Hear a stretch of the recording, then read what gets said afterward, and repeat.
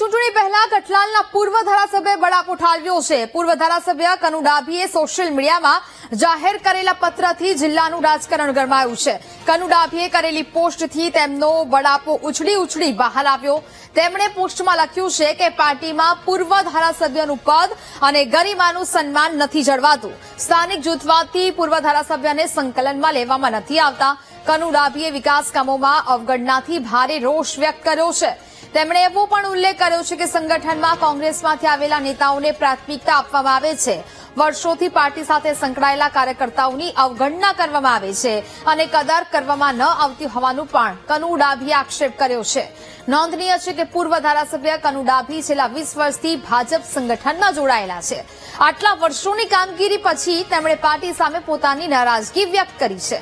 ત્યારે ખેડા જિલ્લા ભાજપ સંગઠન સ્થાનિક જૂથવાદમાં ફસાયું હોવાનું પણ સ્પષ્ટ ચિત્રણ ઉપસી આવ્યું છે। સંવાદદાતા વિનોદ ફોન લાઈન પર જોડાયા છે। વિનોદ, અમૂલની ચૂંટણી પહેલા હવે કઠલાલના પૂર્વ ધારાસભ્યએ બળાપો ઠાલવ્યો છે, શું વિગત? જી, આપણે ખાસ જણાવો કે ખેડા જિલ્લાની અંદર લગભગ તમામ બેઠકો ભારતીય જનતા પાર્ટીએ વિધાનસભામાં જીતી છે। આપણે જણાવો કે પૂર્વ ધારાસભ્ય કનુભાઈ ડાભી અગાઉ કઠલાલ વિધાનસભા વિસ્તારની અંદર ભાજપના એમએલએ તરીકે બાય ઇલેક્શનની અંદર જીતીને આવ્યા હતા। ત્યારથી એમનું ભાજપમાં બહુ મોટું કદ વધી ગયું હતું અને ત્યારબાદ પણ ઇલેક્શન પછી કઠલાલ અને કપડવંજની સીટ મર્જ થઈ જતા હવે માત્ર કપડવંજ બેઠક બાકી રહી ગઈ છે। આપણે જણાવો કે કનુભાઈ ડાભી અગાઉ ખેડા જિલ્લા પંચાયતના ઉપપ્રમુખ પણ રહી ચૂક્યા છે અને તેમના ભાઈ ખેડા તાલુકા પંચાયતના પ્રમુખ પણ રહી ચૂક્યા છે।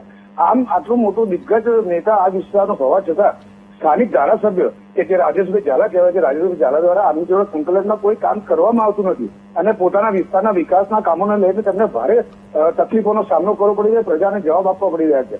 આપને જણાવો કે ખેડા જિલ્લા વિસ્તારની અંદર જે આ ક્ષત્રિય બેલ્ટ કહેવાય છે તે ચીપડી કઠલાલ અને કપડ વિસ્તારની અંદર ડાભી અને ઝાલાઓનું વર્ચસ્વ રહેલું છે। એમાં ડાભીનું આ જે વર્ચસ્વ ઘટતું જાય છે તેના કારણે તેમને ભારે રોષ હશે। તેઓ કહે છે કે 20 વર્ષથી હું પાર્ટીની સેવા કરી રહ્યો છું, આમ છતાં અદનો કાર્યકર હોવા છતાં અમારું માન સન્માન અને હું પૂર્વ ધારાસભ્ય હોવા છતાં મારું સન્માન જળવાતું નથી, અમારી કદર થતી નથી, જેના તેમણે સોશિયલ મીડિયાની અંદર એક પત્ર લખીને રોષ પાડ્યો છે। જી બિલકુલ વિનોદ, જાણકારી બદલ આપનો આભાર।